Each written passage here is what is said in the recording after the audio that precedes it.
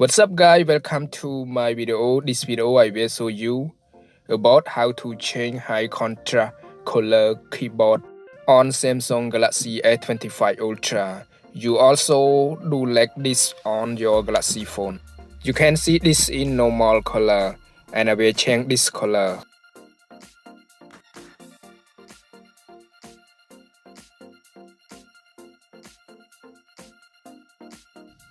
First I scroll down,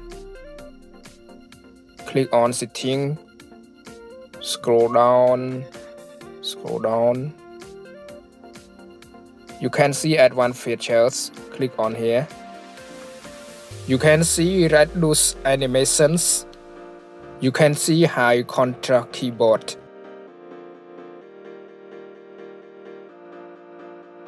You can choose other color you love.